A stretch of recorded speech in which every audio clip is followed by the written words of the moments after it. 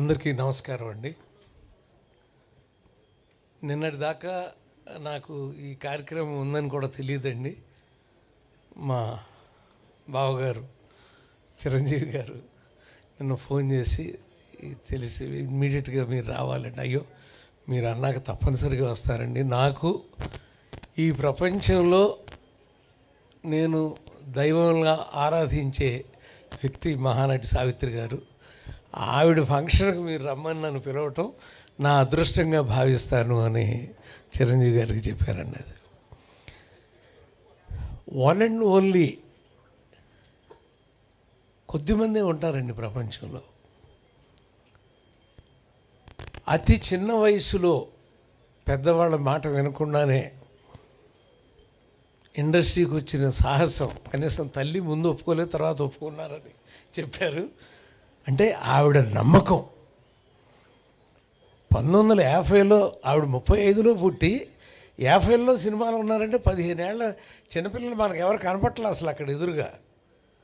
15 ఏళ్ల వయసులో వచ్చి ఎటువంటి వేషాలు వారు వేశారు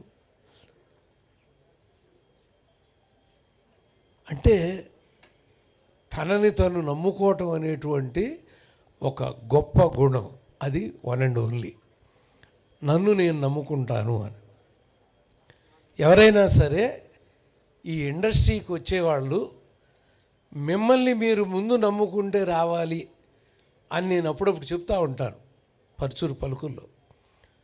దానికి పెద్ద ఉదాహరణ ఆవిడ నమ్ముకుని వచ్చారండి. రావటమే కాదు, మొట్టమొదట ఆ చిన్న డ్యాన్స్ వేషం వేసినప్పుడు నేను తలుచుకున్న ఆవిడ్ని.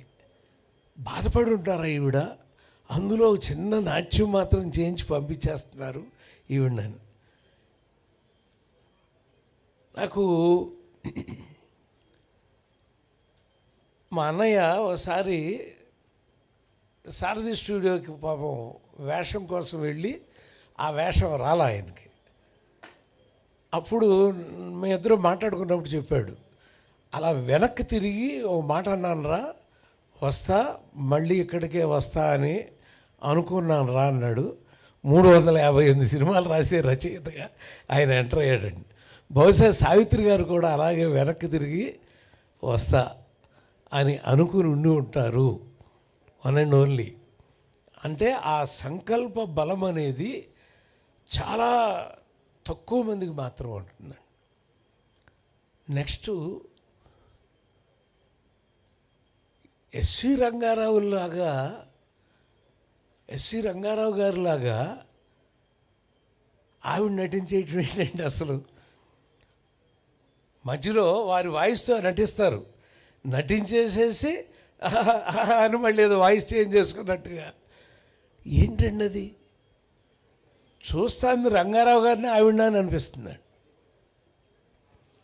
మీకు ప్రపంచంలో ఉన్న అతి కొద్ది మంది నటీనటులకి నవరసాలని కళ్ళతో మాత్రం అభినయించి చూపించగలిగిన వాళ్ళు చాలా కొద్దిమంది ఉంటారండి. అందులో మహానటి సావిత్రి గారు అయితే ఆవిడ ఏమి ఎక్స్ప్రెషన్ ఇస్తుందో, మురళీమోహన్ గారు వ్యాసం చదివాను నేను. ఆవిడ అలా వెళ్ళి ఒక నిమిషం ఆగి వెళ్ళిపోయారు, నాకేం అర్థం కాలేదు. ఆ తర్వాత చూసినప్పుడు అయోమయం, అమ్మ ఇదా ఆవిడ చేసింది అని. అంటే ఆ చిన్న ఎక్స్ప్రెషను అనేది ఆవిడకే చెల్లండి. అంటే వన్ అండ్ ఓన్లీ సావిత్రి గారికి మాత్రమే చెల్లుతుంది. తను ఏమి ఎక్స్ప్రెషన్ ఇస్తున్నారు అనేటువంటిది ఆవిడకే చెల్లుతుందండి.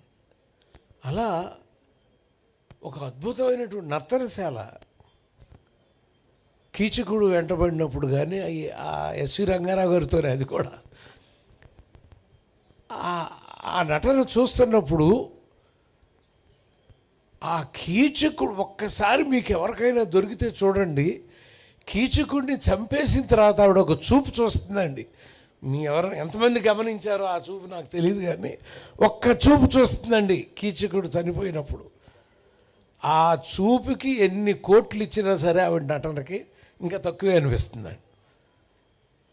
ఇందుకోసం అంటారా వెధవా ఇంత పని చేసుకున్నావు అన్న ఎక్స్ప్రెషన్ ఇస్తుందండి ఆవిడ కళ్ళతో. అది ఒక మహానటికే చెల్లుతుంది అనిపిస్తుందండి. అయితే నా జ్ఞాపకాల్లో భాగంగా కృష్ణారావు స్ట్రీట్లో మేము ఉండేవాళ్ళం అండి. కన్నమ్మ గారి ఇంట్లో నేను ఉండేవాడిని అండి. ముందు నూతన ప్రసాద్ ఇంట్లో ఉండేవాడిని. ఆ ఎదురుగా ఉన్నది కన్నమ్మ గారి ఇల్లు.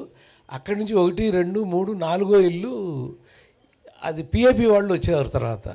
ఇది సావిత్రి గారి ఇల్లు. పెళ్లి కాకముందు సావిత్రి గారు ఇక్కడే ఉండేవారు చిన్నప్పుడు అని.